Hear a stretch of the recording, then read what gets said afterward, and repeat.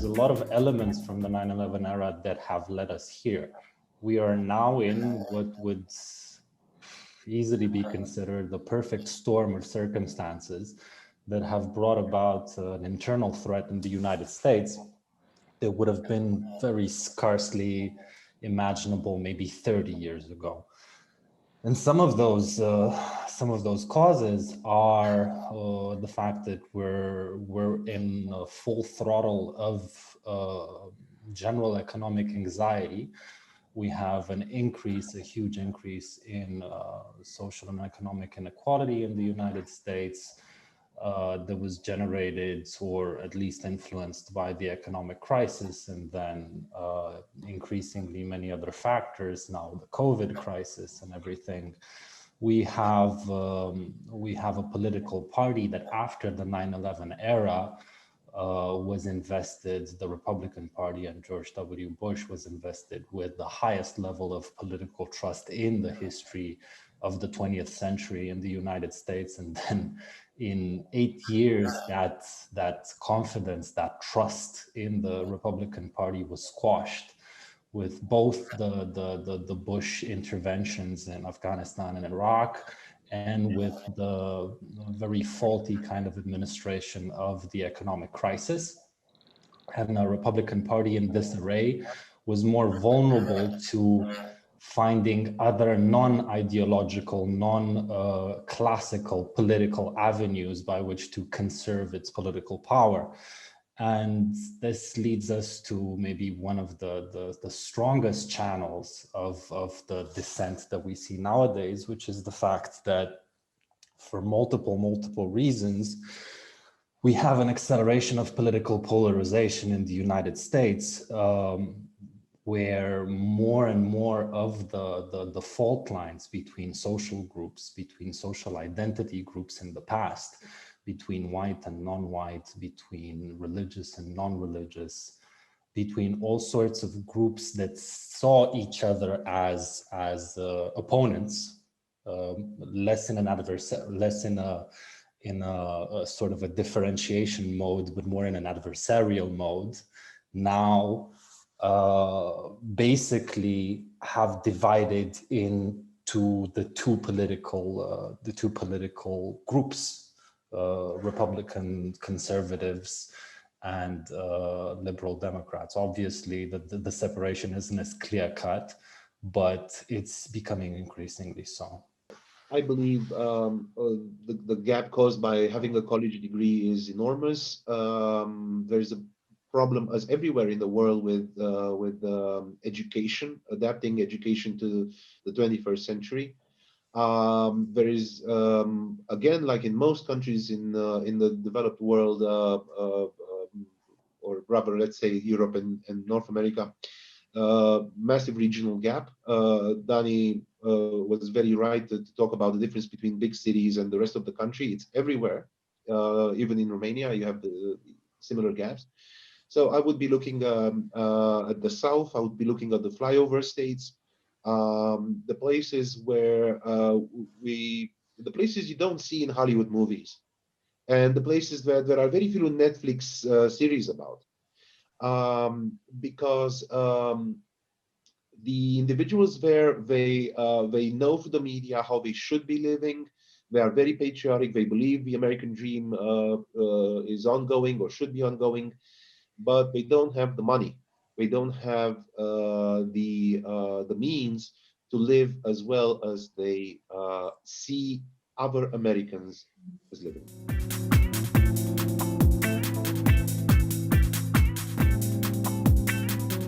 I think it was never a myth. America indeed incorporates difference too, and historically did so in a very good and positive way. What has changed in the meantime is that due to this perfect storm of circumstances, there's an increasing level of anxiety of the people that see themselves as being more representative of the classical image and perspective of America. The white middle class, the WASPs, the white Anglo-Saxon Protestants, see their relative status, both in an economic and a social sense, they feel it's under threat by once the economic anxiety that they're facing, and secondly, by the fact that they're supposedly going up against a culture kind of conflict or war, whatever you want to call it, that's reducing some of the benefits and some of the prerogatives of the WASP, and increasing some of the prerogatives of these different types of populations, these different types of social groups. And we're talking about gender equality policies. We're talking about inclusion of Latinos, increasingly about inclusion of colored people, of any people of color, of any hue or religious credo, which is seen as a relative reduction in the affluence and the status of the people who consider themselves to be the standard bearers of America. I would actually think of the fact that the United States is at the forefront of a massive economic revolution, the post-industrial revolution. I believe that in the 1970s, the path the nation became essentially divided economically between those who could succeed, who had the skills, who had the knowledge to perform in a post-industrial economy, and those who didn't. Now, in the 1980s, you have the massive electoral victories of Ronald Reagan, who smoothed these differences. But starting in the 1990s, the division was again visible for all to see. I believe it's very, very relevant that starting with 1996 up to the present day, there have been 7 presidential elections, and the Republican candidate got more votes than the Democratic candidate in only one of them. Whereas in the preceding 130 years or so, things were very, very balanced.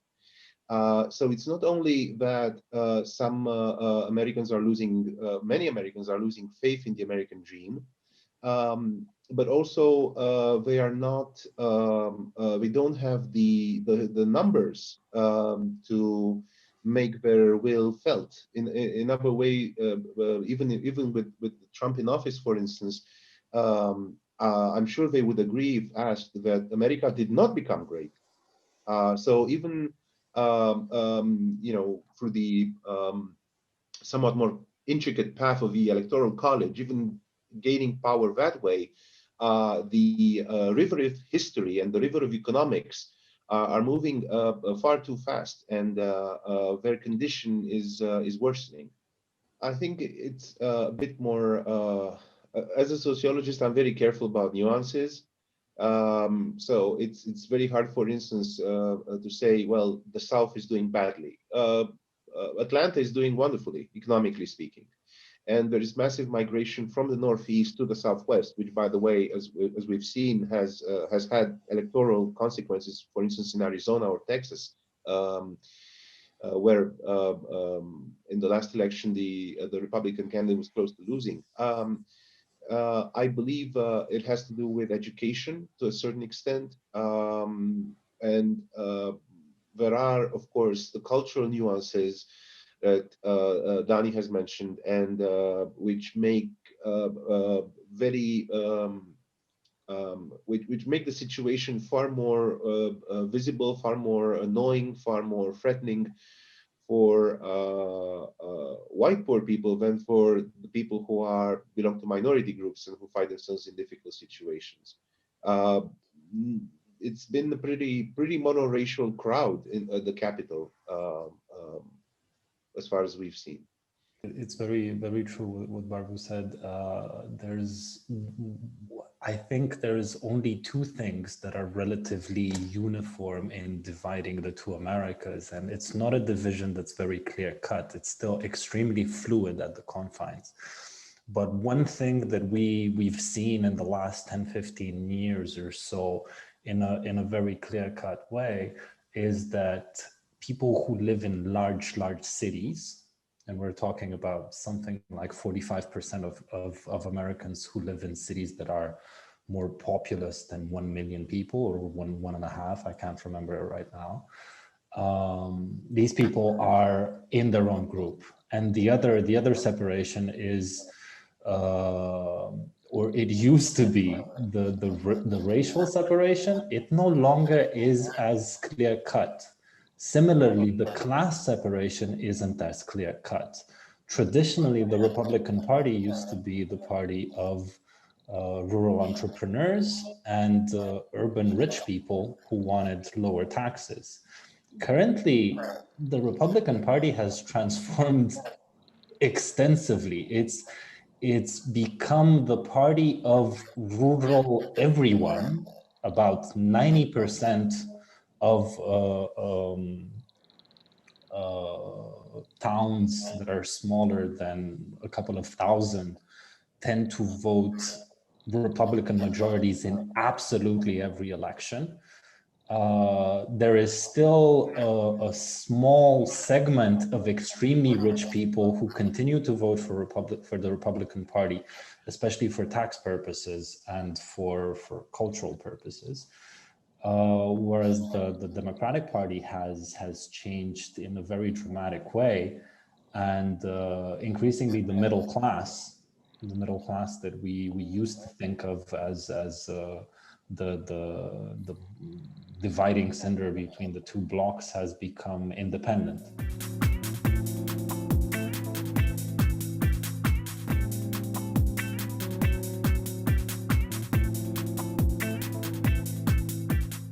I believe unity or never mind the consensus is very hard to reach in the circumstances of a two-gear nation. Of course, the way social media functions tends to increase all of that. However, I do believe that there is something happening right now which was not happening 50 years ago or 100 years ago, and I don't think it's. I think there's a bit of a trap in focusing too much on how rather than on the why. The United States has had the Know Nothing Party in the early 19th century. It has had a civil war without Facebook and without TV networks which aim to please a very consistent base. So it's of course social media plays a role, but we would have had there would have been a problem in the United States even without social media. I lived in the United States from 2001 to 2005. It was there. The gap, the mentality was there. Even if there was apparently a lot of unity after 9/11, as soon as the 2004 election came around, the culture war, so to speak, was very evident. So from that point of view, and at that time, Facebook was had barely appeared at Harvard University. So. It's funny that all four of us have spent some time in the United States in the last 20 years or so. But I think, I'm not 100% sure, but I think I'm the only person who lived in a place that has been relatively solid Republican. So there's a type of polarization that we normally perceive, that we normally think about when we think about polarization, that's ideological. That's one party thinks that taxes should be higher so as to get more money and resources to invest in alleviating poverty and public services, and another political party thinks that taxes should be lower so that more entrepreneurs can make more money, and therefore the budget of the government increases even though taxes stay relatively low. These are two perspectives that are, let's say they're canonical. They can work. They're visions of what things can happen. The polarization that we're seeing in the United States in recent years is no longer ideological. being in the place where I was, I consider myself relatively on the liberal side. I met a lot of people who agreed with me on policies, on 80% of my policy positions, but they thought of themselves as Republicans, as conservatives. And this is something that we're increasingly seeing in the United States. Supporters of the Democratic Party and supporters of the Republican Party agree on policies, but they hate each other. So this type of polarization is what's called effective polarization. You basically love the people that are part of your in social group and you hate the people that are part of your out social group. And this kind of thing normally happens exactly in the ethnic civil war kind of narrative that Octavian was talking about, the Tutsi and Hutu, the Weimar Republic kind of setting. This is the type of division that we're talking about. A division where becoming part of a group is more important than what the group stands for. And this has become so salient in the political division of the United States in recent years, again, because for the first time in hundreds and hundreds of years, well, about 100 years actually, one of the major political parties that had become so entrenched in the political setting no longer had a very clear-cut vision of how to do things. The Republican Party had seen its credo, its vision, its short-term and medium-term policies basically rebuffed completely during the Bush administration. With the foreign policy, with the economic policy, they had to they had to go through the stimulus bill in order to save the country from the economic crisis. They had to do a lot of things that were contrary to their doctrine, to their ideology. So the only way that the Republican Party could be kept united, strong, could keep its supporter base, was to appeal to this group identity, to this social identity of being Republican and therefore being opposed to the Democrats. And they were extremely lucky in this perspective, that the following president that they had was the epitome of what the Republican Party as a group saw itself differently from. And this is one of the reasons why I think polarization with Joe Biden has the potential to decrease. Because Joe Biden looks much more like George W. Bush than Barack Obama did.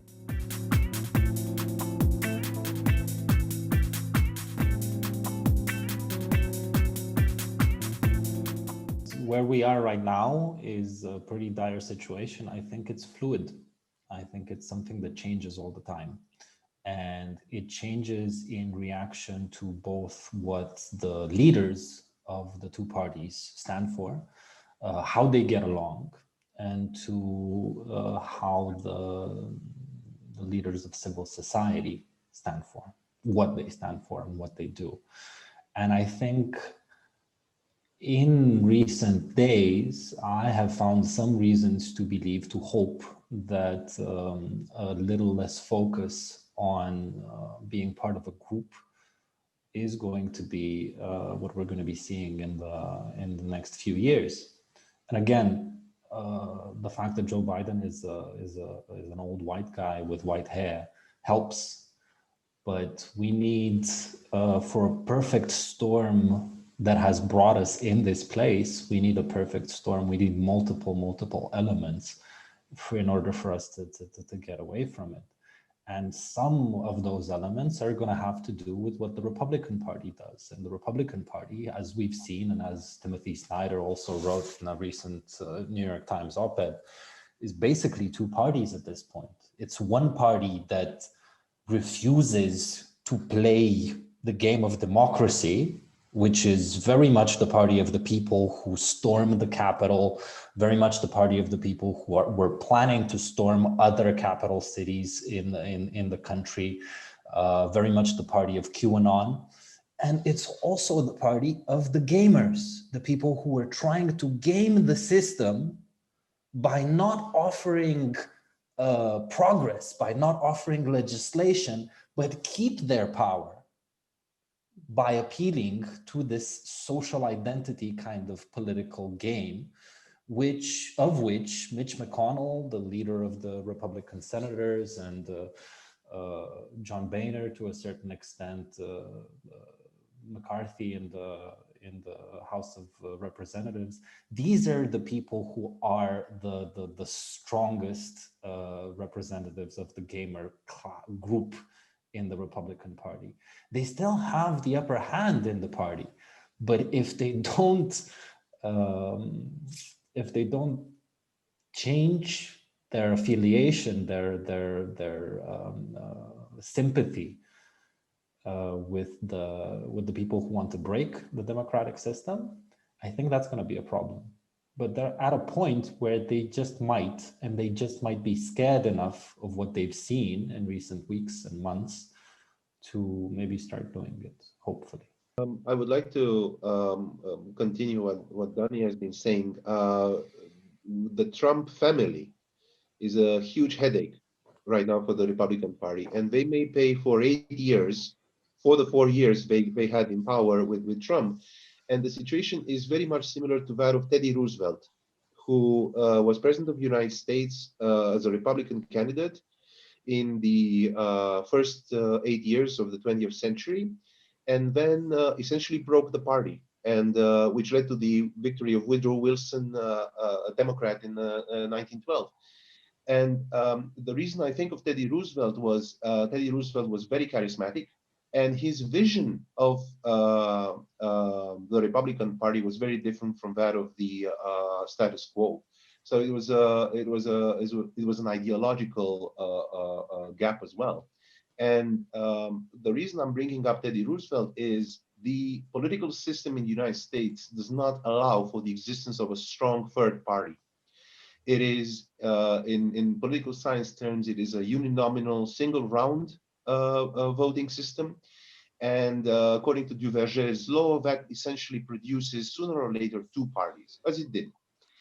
And there are three scenarios. One in which essentially we have a sort of a breakout, the Trump faction, and I'm not just talking about him. He's very, very old. I'm talking about his sons and some other followers.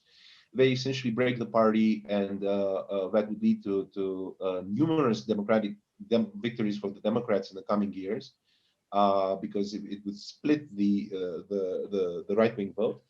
The Trump section takes control of the party for the longest time, and that, I believe, is demographically a losing solution. Every day, I mean, since the start of this conversation, the percentage of white people in the United States has dropped a little bit, and the percentage of people who are not white has increased a little bit. And a party based on sort of a demographic that is losing strength, is losing power, is not a winning long-term solution. And the third possible option is for the Trump section of the party to be sooner or later taken out of the picture. I believe that the essential element and the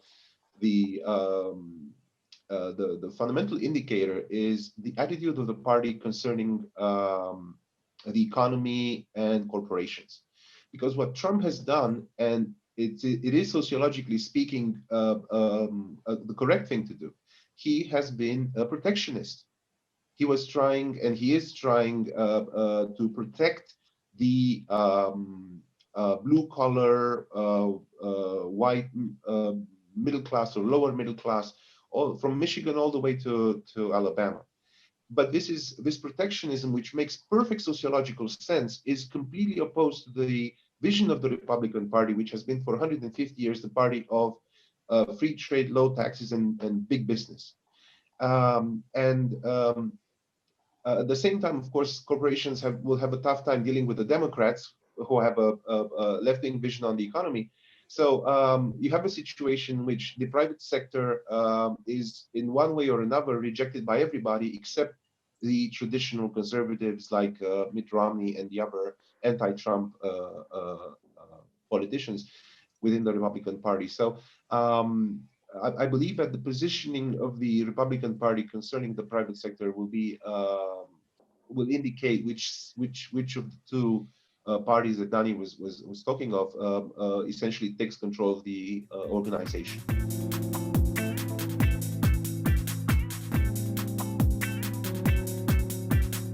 The thing that comes to mind is an observation made in the documentary The Civil War by Ken Burns.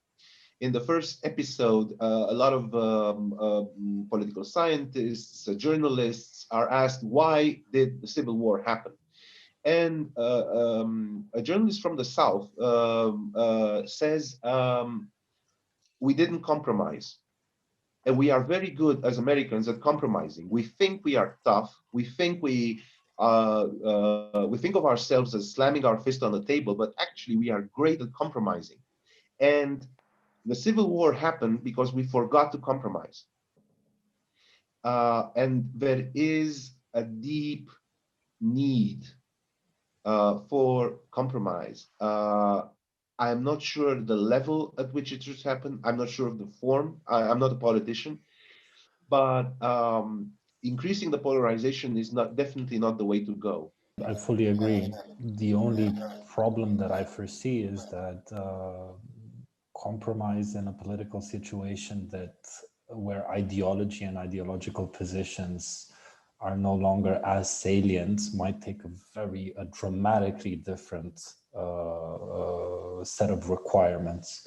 It might mean compromise in how you deal with, including how you deal with Trump, and including how you deal with some of the things that his staunchest supporters have done, which are by any stretch of the imagination illegal, but might not be a good idea to prosecute at this point. And this is a conversation that's ongoing in the Biden administration. It's one of the reasons why Biden chose as Attorney General an individual who is not a party member, was actually supported to be a member of the Supreme Court, and is considered to be a very moderate, very centrist kind of judge, who is Maryland.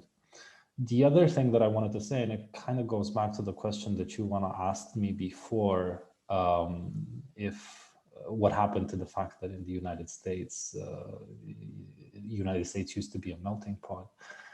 And I think that in order for it to be a melting pot in the past, and there have been a lot of strange situations in the past as well, when it was called a melting pot. There has been a lot of xenophobia in its past as well. But for it to be called a melting pot, you had to have people who were better off. Everybody needed to be better off, especially from an economic standpoint.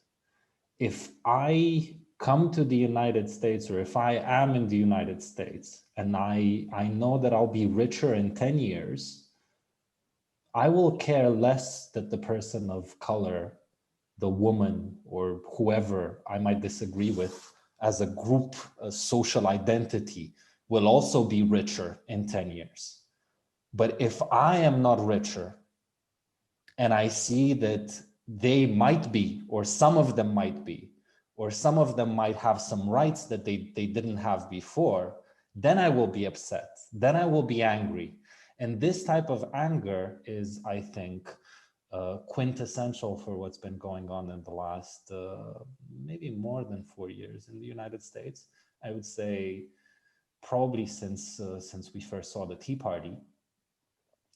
And this type of anger is something that's going to be there to stay until economic growth will be solid and more evenly spread across the population, which is definitely something that Joe Biden has repeatedly said that is his plan, his policy.